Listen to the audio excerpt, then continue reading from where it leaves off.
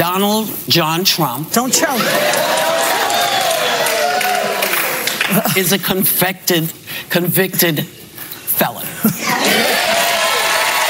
felon. Convicted felon. Why should Americans vote for a convicted felon? Convicted felon. He is a convicted felon. Convicted felon. I mean, people really have to say to themselves, am I going to vote for a convicted felon? I get it. They're angry, okay? You have nominated a convicted felon. Donald Trump is a convicted felon. A convicted felon. Convicted felon. A convicted felon. A convicted felon. Convicted felon. A convicted felon. A convicted felon. A convicted felon. Convicted as a felon. He is now a convicted felon. Convicted felon. A convicted felon. Convicted felon. A convicted felon. Convicted felon. A convicted felon. Convicted felon. Is that a picture that they're going to be proud to show their grandkids someday? That they're standing behind a convicted felon? Donald Trump is now a convicted felon. Are you comfortable voting for him in November? Do we want to have a president that is a convicted felon? He has now, in New York, been adjudicated a sexual abuser. He has been adjudicated a business fraudster. He is now a convicted felon. And someone with that kind of record is patently unfit for office. Donald Trump refers to himself as a political prisoner and blames you directly. What's your response to that, sir?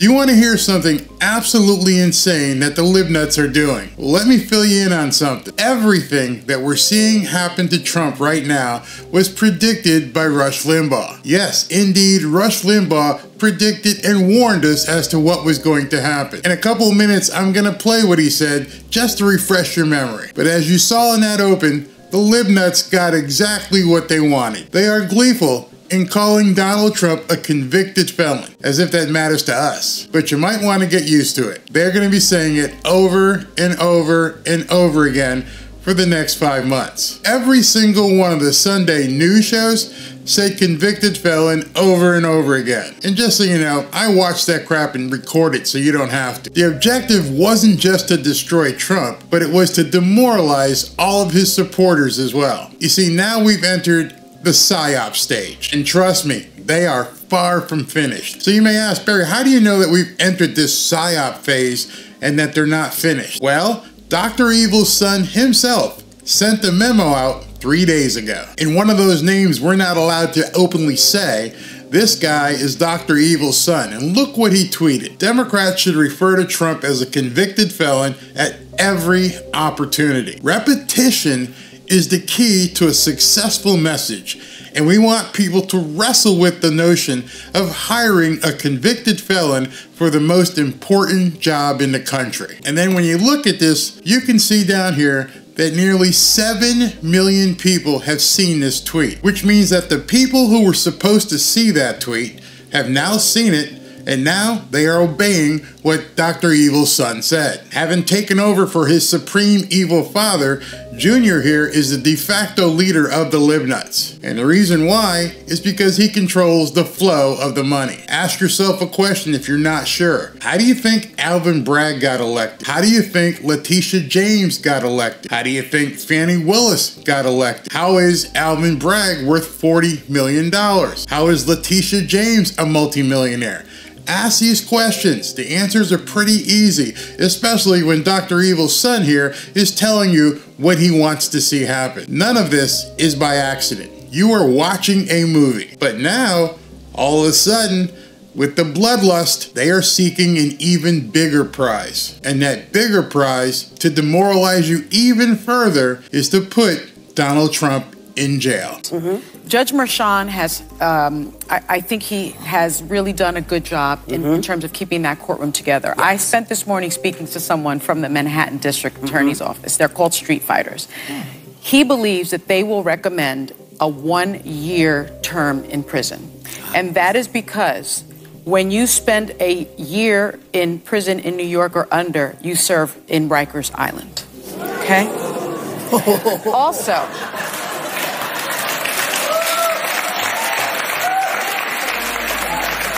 I did some research. Right. The other thing I'd like to say is the other reason that they will do this is because he has shown an utter disregard for our institutions. Yes.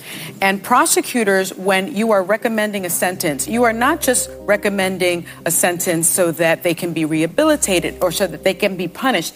You're sending a message to the community that this is not going to happen again. This is not okay. The other thing I want to say is that there's another thing that they will likely recommend is a 6-month split. 6 months at Rikers, and then the rest, 5 years, 4.5 years of probation. It's amazing to me that these people want someone who is convicted of I don't know what crime to go to jail. And these are the same people who were screaming about defunding the police. These are the same people who have watched the inner cities of America turn into complete hellholes with a revolving door criminal policy. If you sell something that someone smokes and they happen to die, oh well, no big deal. Here's a slap on the hand. Be a newcomer, beat a cop, stomp on him, no worries. But pay a woman to keep her mouth shut over something that happened maybe 16 years ago? Well, guess what? You've bought the Criminal Express. We are going to put you on trial in the biggest dog and pony show possible, and then we're going to try and put you in jail and throw away the key. As I've said also in some of my videos, this is no longer a Democrat versus Republican issue. This is good versus evil. They are determined to make bad good, to make good bad, to make up down, make down up. Actually, what that means is complete chaos. That's their idea for destroying America. And they are working very hard to destroy America as we know it. Or should I say, as we knew it. Because what America stood for and stands for now is no longer the America that we knew even a few short years ago. Do you remember when America stood for greatness and exceptionalism? Many now say it was never exceptional. It was never great. And that's a part of their big lie. You know, I get emails and texts from veterans all over the world who fought for this country. And what I find extremely odd is that these libnuts, with their flag burning and their protest and everything else they're doing, don't realize that they're even allowed to do what they're doing because of the sacrifice of somebody else. Some people fought for their right to be idiots. Some people bled for their right to be idiots. And some people even gave their lives, died, so that they could be idiots in America. Just think about that. Many Americans have died to allow these people to use the voices they have to spew their buffoonery. Maybe instead of burning a flag or stomping a flag or calling America horrible, you should just say thank you. They are so stupid because they don't even realize that they are benefiting because of American exceptionalism and greatness. There's no other country where they would be able to get away with the crap that they're getting away with. Listen to this. So just to review, what is American exceptionalism? The core of American exceptionalism is that we are the first country to enshrine in law via our founding documents that the individual has rights and liberties that cannot be taken away from them. Think about that for a second. We have rights due to the Constitution that they are trying to shred that give them the right to try and shred it. Think about how insane they are for saying America sucks and how they want to change this and change that. They don't even understand that the Constitution that they hate is what allows them to be the idiots that they are. That is just amazing to preach on, Rush. Especially by government. And it is this that has helped us, otherwise ordinary people, to achieve extraordinary things, because it has resulted in the removal of shackles that allow everybody in this country, whether they know it or not, it's a shame that too many don't. Exactly. Whether they know it or not, it has allowed so many people in this country to achieve or not to achieve. It's your choice. Nobody is holding you back. When you complain and say that America sucks, do you realize you can't even say that in some other countries? The Constitution that our forefathers put forth allows you to have opportunity. You can't say that opportunity doesn't exist. You can't scream racism at every single turn that you go through. We just had a black president. It took us a long time, but we had a black president. We now have unfortunately, a black vice president. I don't mean because, unfortunately, because she's black, unfortunately because she's a ditz. It's a shame that that woman is the actual vice president. But nonetheless, somebody like Kamala Harris could aspire and become the vice president of this country. When was this country great? It's still great. You're trying to kill it. That's the whole idea with this. You don't even realize it. You don't even understand. Your teachers, your professors, the friends that you talk to are just completely leading you astray if you're one of those libnuts. To set out on a path to get whatever they want. It's nothing more complicated than that. To be whatever they want. To do whatever they want. Nobody's stopping you from doing what you want. I don't know one person who is trying to stop you from doing what you want. Maybe we don't want you doing it to our kids or exposing it to our kids, but you shouldn't have to. What is it about you that feels you have to show things to kids that they shouldn't? You want to do it? Go ahead and do it. You want to ruin your life? Go ahead and ruin your life. You are completely free to ruin your life. Or if you think you're living your life to the fullest by doing some of the idiotic things, as long as you're not committing any crimes. You know, you guys are all big on crimes, right?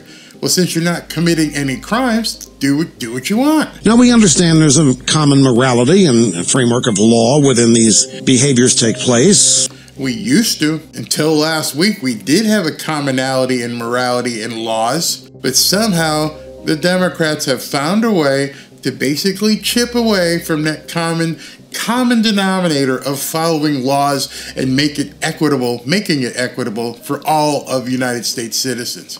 Don't need to specify. It doesn't mean you can do whatever you want.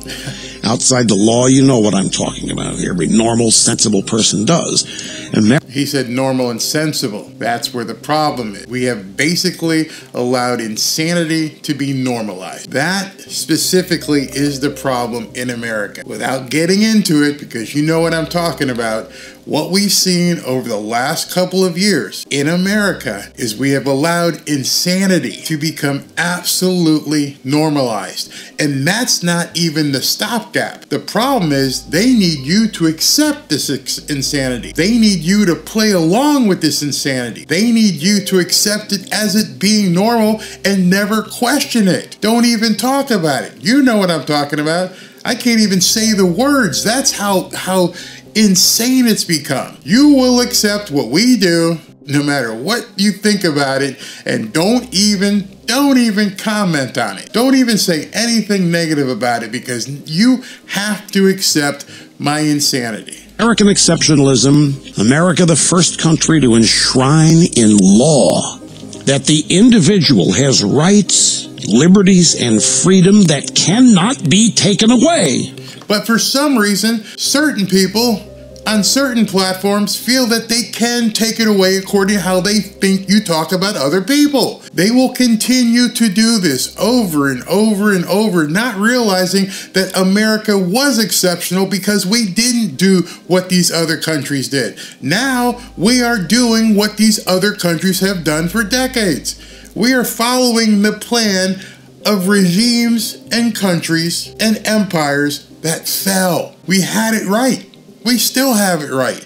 It's not too late. But the problem is people are hell-bent on making sure we do what these other countries did. And that is to shut you up. That is to basically normalize insanity. And they don't even see what's going to happen if they get their way in the short term. In the long term, it's going to turn on them. How do we know that? We have history. You idiots, pick up a frickin' history book. Understand that everything you're advocating for now that you think is so cool, go see what other countries have done. They'll completely eviscerate you. They will erase you from society. But right now you think it's cool because you're going after Trump supporters. You're going after Trump. You know, that can't happen here. Oh, really? Pick up a history book. Maybe that's why they're not teaching history in schools these days. Because we are born with them. They are part of our creation. They cannot be taken away even by the government. It's written. Except they're ignoring what's been written. Completely ignoring what's been written. I cannot believe the Supreme Court has not stepped in already from what's been going on with Trump. Never mind the conviction, all the way back to the filing. hey, somebody's got to put a rein on this. Somebody's got to come in and say, hey, this is absolutely nuts. You can't do this. This is America. And that's what the Democrat Party objects to and doesn't like. And it is this, primarily, that has allowed everybody in this country to do what they want, to get what they want, to be what they want, applying themselves to whatever degree they wish. I really miss Rush Limbaugh. I really miss his words. He was a true American. He understood the Constitution. He understood what made America tick. He also acknowledged America's problems, but it was still America. And he gave us a bunch of hints what would happen if people like Dementia Joe get their way. As you look around this country, you're beginning to see some of our leaders, some, call out this lawfare insanity for what it is. A travesty of justice, an absolute sham trial designed with one purpose, to label Donald Trump as a, quote, convicted felon. This was not law. This was not criminal justice. This was all politics. I'm here to tell you right now, this will be reversed on appeal. Ted Cruz is absolutely right, but unfortunately, too many other of our leaders have become silent. It's almost like they're the Washington Generals to the Harlem Globetrotters. They just play along. They never do anything. They write a letter here, they post a tweet there, but they don't fight. They're not doing anything. We need real leaders. Real leaders who are going to get in there, mix it up, and prepare to fight. Get bloody if you have to. Unfortunately, there aren't many of those real leaders around, and we really need them because you could be next. I could be next. Listen to this absolute evil being spewed by a sitting member of the United States Congress. They've shifted over to this overblown theological critique, which just sounds deranged to me, is that there's too much cognitive dissonance at this point. What you've got is the religious right gathering around a guy who's an adjudicated sexual assailant, an adjudicated fraudster in New York, and now a convicted felon. Did you hear what he just said? He just accused women and men of faith and Trump supporters of being deranged. Do you now see what they're setting up? Do you now see what their evil, dastardly plan was? Trump has been absolutely right. He has said many times, they're after us. He's just standing in their way. If they are successful in getting Trump out of the picture, what chance do we have as ordinary Americans? Do you need more proof of their evil plans? Check this out. I'm still shocked and amazed that his supporters would follow him with the lies and distortions that he continues to give to the American people. He says it's rigged. He says if they can do this to me, they can do it to you, bringing in others to cover the lies that he's telling. I am going to spend some time with the criminal justice system, with the justice system, asking them, tell us what's going on with the domestic terrorists. Are they preparing a civil war against us? Should we be concerned about our safety? What is he doing with this divisive language? It is dangerous, and we're going to have to make sure that we understand that we're not at risk with this man talking in the way that he's doing. What domestic terrorists is she referring to? You know any? I certainly don't. But as you see, they feel completely comfortable calling us deranged and terrorist. We've gone beyond deplorable. Now we're deranged terrorists. And they're doing it in the open on national television. And the host just sits by, nods and smiles. Both Raskin and Maxine said that on national news shows. And yet the hosts just sit there, completely complicit. We are in huge trouble, and I hope you see that. These aren't just people on the street with crazy rantings. These are sitting elected members of the United States government, and they're calling half the country terrorist and deranged. Are you scared? Well, you should be, because Maxine Waters is a complete personification of hypocrisy. Do you remember this? Let's stay the course. Let's make sure we show up wherever we have to show up. And if you see anybody from that cabinet in a restaurant, in a department store, at a gasoline station, you get out and you create a crowd. And you push back on them. And you tell them they're not welcome anymore, anywhere. Okay, I get it. We're not welcome anywhere anymore. She stood there, on an open mic, on an open stage. Maxine Waters, an elected government official, said and told this libnut audience to go after people. Basically, don't make them comfortable. Let them know they're not welcome. All you Trump cabinet members and Trump supporters, you are not welcome anywhere anymore. That's insane. But now it's going to ramp up. You see, when she said that we weren't welcome anymore any place, she didn't have the power to enforce that. Now, after Trump's conviction, they think they do have the power to begin enforcing that. Rush Limbaugh absolutely saw this coming. Here's what he said in his final on-air broadcast before he died. Listen to his words carefully here. I know they desperately want Trump gone, and I know that they desperately want it codified that Trump cannot run again, because make no mistake, they remain scared to death of you, and they remain scared to death of Trump. Trump, 75 million, 80 million votes. And I'm going to tell you, you're not going anywhere. Even if Trump does, you're not. They can't separate you from Trump. And more importantly, they can't separate you from the ideas. They can't separate you from MAGA. They can't separate you from Make America Great Again,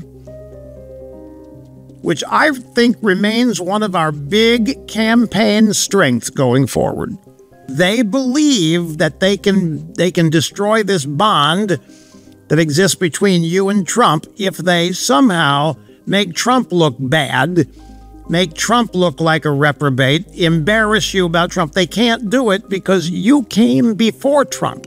The good news is if you remember that, they can't win. It really is that simple. You are MAGA now because you were MAGA then. Many of you, not realizing it, created MAGA. You fought in wars. You opened and managed businesses. You taught kids in school. You had your friends die for the right for these idiots to run the streets. You lived the American way. And many of you, a lot of you, were here long before Trump even arrived on the scene, before he came down the golden escalator. Trump is merely the embodiment of what you had already lived. You were the OG. You were the original MAGAs. It's just unfortunate that you had to wait for somebody like Donald Trump all of your life for him to come down that golden escalator to try and right the ship called America before it hits the rocks. And now, that's why they need to take him out. They truly believe that without him, you, I, were nothing. But they've been completely wrong about Trump since that day. You think by now they would realize it, but they haven't learned a thing at all.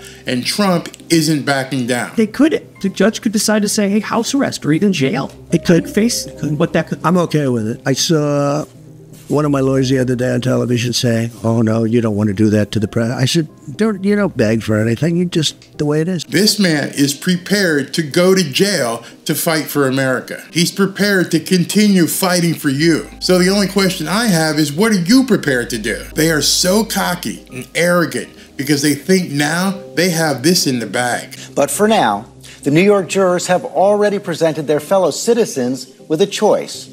Do we want to be represented, to be led for the first time in history by a convicted felon? That answer will come in November. You don't have to wait until November for the answer. I'm going to tell you right now, I'm still standing with Trump. I'm going to vote for a convicted felon. Hell yes. I want a convicted felon representing me. Not any convicted felon. I want Trump. If you feel the same way, I want you to say so in the comments. I want you to tell me that you're okay with a convicted felon named Donald Trump representing you in the Oval Office as President of the United States. And why am I asking you to do that? Because you never know. Somebody may be reading the comments and they need your words of encouragement. If you stand for Trump, you have to remember you're not alone. Hey, just want to let you know that Donald Trump announced he's holding another rally, his first rally since a conviction. He's going to be doing it in Las Vegas on Sunday, June 9th. I'm going to go live at 2:30. If you'd like to join me, just click the button right here to be notified when I go live. And if you've been on any of my live broadcasts, you know we have a ton of fun. Hope to see you there. Click the button to be registered so you know when I go live. Talk to you soon.